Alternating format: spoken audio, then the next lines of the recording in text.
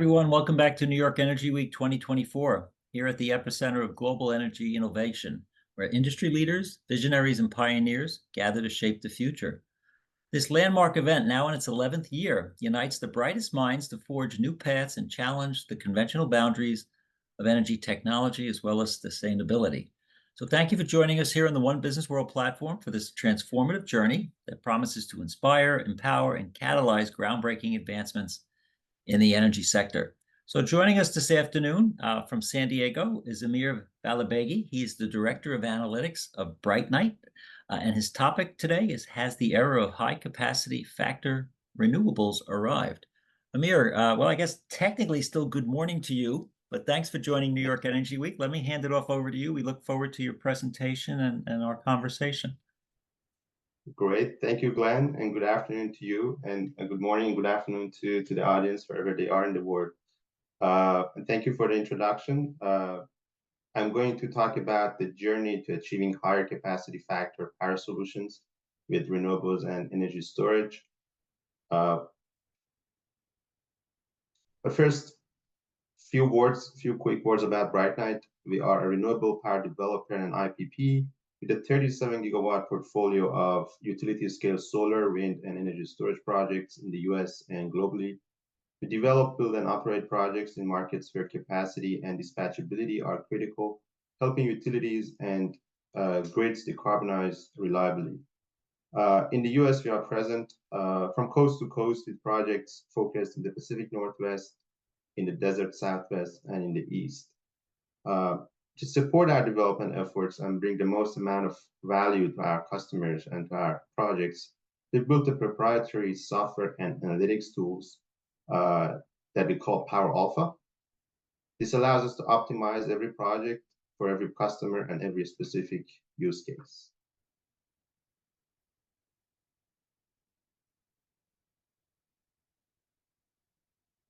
So Power Alpha is the platform, and it essentially provides three major value drivers for our projects. These three are design, optimize, and operate. In design, we perform system-level analysis to solve for the specific requirements of each load and each customer, and eventually design the highest value solution based on those requirements. In optimize, we carefully optimize every single variable in the project, from detailed engineering variables to financial variables, in order to obtain the lowest achievable levelized cost of energy or levelized cost of capacity.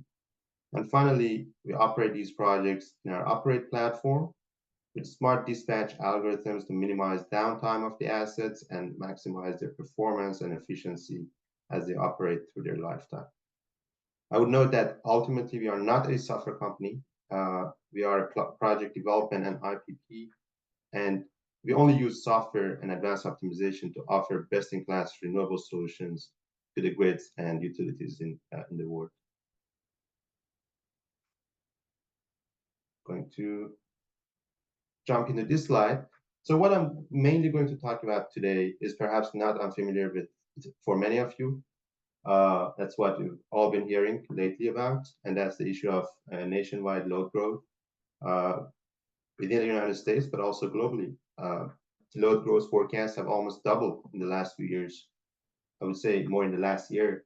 Load growth targets of 0.5%, less than 0.5%, which were the norm for the last decade or 15 years, are no longer the norm. We're seeing in some places 2.5%, and in some regions in the United States, we've seen load forecasts of about 4% per year happening over the next few years, which is something that the power industry has not seen in a long time, again, after 10, 15 years of almost flat load. That's a situation that we have to deal with in the next few years. And there are few major reasons for that. Of course, electrification and onshoring of industrial load, including clean energy equipment manufacturing load, which is one of the major industrial drivers of this load growth. But also notably the rise of artificial intelligence and AI and data centers. We've all heard about how energy intensive those are, and how the future of AI will be a huge burden on the electricity grid and our efforts to decarbonize. So these all have contributed significantly to this unprecedented load growth. Uh, and in many regions within the US, utilities are grappling with the issue of how to integrate and how to accommodate this new load in a timely manner, of course, and how to secure firm and dispatchable capacity to be able to reliably and host this load in a timely manner.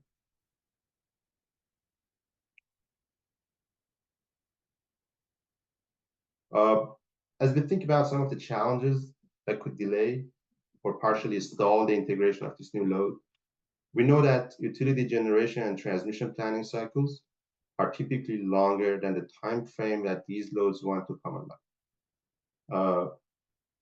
On top of that, utilities also have other constituents and other big issues that they have to deal with in their decarbonization journey, in upgrading their aging fleet, and basically many other hurdles that utilities have to deal with other than this load growth makes it a really cumbersome problem. In the middle of these challenging transmission upgrades, one important consideration is existing interconnection and transmission infrastructure should be utilized more efficiently. And that has been the focus of many communities and many grid planners across the country. Luckily, we do see promising progress on those fronts today. Several utilities are effectively utilizing grid enhancing technologies, and you're seeing also other technologies coming into play to help utilize this existing transmission system more efficiently. Utilization of existing interconnection and transmission lines. That's a big theme that we are seeing a lot of, and at BrightNet we also try to utilize that opportunity and existing infrastructure in order to bring projects to the market. But also on the generation front, we are faced with a number of challenges. Although we have a lot of renewable projects in the interconnection queues nationally, they're mostly solar and wind, and they're mostly intermittent. It's no secret that solar, wind, or even hydro energy are intermittent sources of production. While it's great to have them, they may not be able to provide power when you need them the most. They have daily and seasonal and weekly trends. So renewables alone have this challenge of not necessarily being the most reliable source to supply this oncoming load. In many regions, it's also hard or challenging to build new gas generation, either due to regulatory and emission restrictions or because pipeline capacities are limited. Gas is also a challenge to build. Emerging technologies like like long duration energy storage technologies are going to be hopefully a part of the puzzle and part of the ultimate solution. They're an important component, but they're mostly still early and expensive today. Well, in this environment where these challenges exist, there are also tools that we have in our tool set in order to support the integration of the new load. One of those few tools today is firming up renewables with existing energy storage technologies, those that have already commercialized.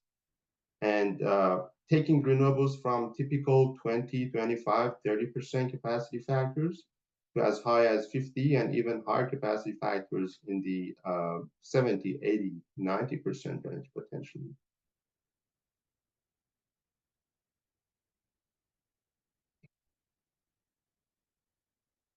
So what does it take to make renewables achieve these higher capacity factors or make them more fair? Of course, one of the key answers is energy storage. But how much energy storage and at what cost is a big question. So this chart that you're seeing on this slide is showing thousands of different designs for a solar plus lithium-ion energy storage project that can be built, in this case study, in the United States state of Arizona. As you can see, these different designs achieve varying levels of capacity factor. which is shown on the x-axis, and achieve various levels of cost. So think of cost and effective cost of this combined solar and energy storage solution in $1 per megawatt hour unit. As we move to the right, you are seeing solutions that are higher capacity factor, so they can supply more load and they can supply the load better in a more firm, semi-firm, or firm fashion, but they also get more costly on the y-axis. If we take every dot on the bottom of this chart and connect them together, we're going to get a chart like this, which we call the efficient frontier of all of these design scenarios that we have reviewed already. What that means is for each capacity factor level, this chart is showing what is the lowest cost solution that can achieve that capacity factor. Now, this efficient frontier is shown for the market conditions, renewables and energy storage market conditions of late 2022 and early 23. If I create a similar chart for what is happening in the market today, I'm going to get a bunch of dots again, like we had before. But we know battery storage prices have dropped significantly over this last year, year and a half. We've seen about 40 to 50% drop in prices in batteries since their peak in late 22 until where they are today. And now if I go ahead and create the similar leading or efficient frontier chart for today's market, I'm going to see something like this, which is significantly different than what the market looked like in 22. So if you compare the two charts, you'll see that while it's still expensive to build renewables with very high capacity factors, but battery prices have come down a lot, and that plays a very crucial role in dropping the prices of those high capacity factor solutions. It's now a lot less expensive than it was 2 or 3 years ago to build renewables that can achieve semi-firm power or achieve 70, 80% capacity factors. And as you can see, the cost decline is significantly pronounced at higher capacity factor levels, because that's where you need more storage. Now, this price drop is expected to continue in the future, although at a slower pace. But the dropping cost trend is something that we should see more and more of in the energy storage space. So the key takeaway here is high load factor solutions with solar and energy storage are possible today. How high they can get depends on the load's flexibility and the desired capacity factor of the load. And of course, on the willingness of the load to pay. As you can see, the more you get towards very high capacity factor, the more expensive these solutions get. Now I'm going to show a similar chart, slightly different, but this time for a different region in the United States, for the Pacific Northwest, and for a different resource mix. Now we also have wind energy in the mix. And I've generated all those 1,000 different design scenarios, and I've created the leading frontier of all those designs, which has led me to this chart showing what is the lowest cost solution at each capacity factor level. And I'm using this example to talk about what we refer to as the problem of the last few miles. As I already mentioned, the more you move towards the right side of this chart, the more steep it gets and the more costly it becomes to produce a solution at very high capacity factors.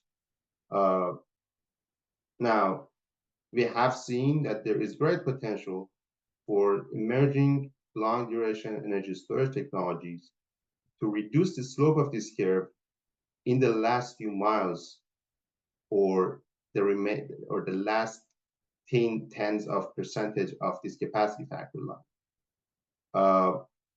As these technologies scale and become more efficient and become more ready for utility scale applications, we should see more projects utilizing them. And here at Bright Night, we are closely watching a number of emerging technologies and preparing the industry to integrate those technologies when the scale is right and when the cost is right.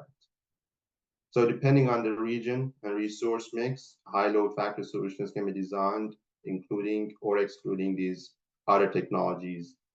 And the way we approach them is through studying each load's requirements individually and constraints of the load, the desirable capacity factor and firmness that the load requires, uh, and finding the optimal frontier for each use case efficiently. So now let me go into a few more tangible case studies on how we approach this solution design for different kinds of loads. This first one focuses on a flat load, which can be representative of a load profile that a data center prefers. Two different solutions have shown here for this load. One which achieves about 94% load factor in the most optimal fashion, which is a result of thousands of simulations, again, finding the solution that achieves this load factor at the lowest cost. Case two shows the same thing, but for a much higher load factor, in this case, 99% load factor. Which one is the right solution? Again, depends on two things. How flexible is the load, and whether the grid is able to supply this load when solar and energy storage cannot. Another case study I want to quickly touch on here is around green hydrogen loads and other industrial loads similar to green hydrogen. Optimizing solutions for these loads also presents a complex, multifaceted optimization.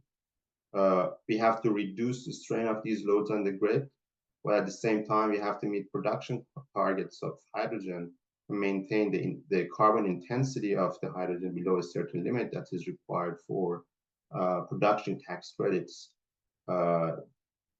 That poses a complex optimization problem. It requires co-optimizing not only the renewable energy, dispatchable renewable energy project, but also the hydrogen production facility, and the interaction of these two facilities should be optimized. At the same time, we want to consider the amount of production tax credits and other regulatory requirements that this load should satisfy. So again, a multifaceted optimization problem that through running thousands of simulations, we're able to track what is the frontier of optimal solutions and bring that to the renewable hydrogen solution design space. The graph on this slide is showing how through a combination of load flexibility and also some energy storage, this green hydrogen load can be integrated to the grid.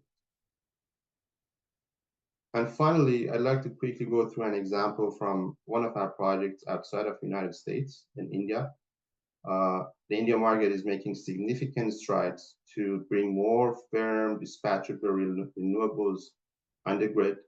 Right now, it participates in around-the-clock and firm dispatchable renewable energy tenders, which requires very high reliability power during certain hours and overall high capacity factors.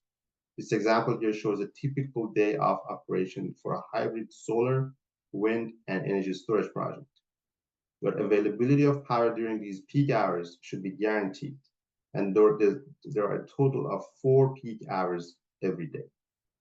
So this again requires complex optimization and analyzing many years of historical weather data, in this case, solar and wind weather data, to design a solution that can reliably meet these requirements. Brightness project in India has been selected in this tender after going through these optimization processes. With that, I'd like to thank you for your participation, and also the New York Energy Week and Glenn Yu for organizing this session and the opportunity to present here today.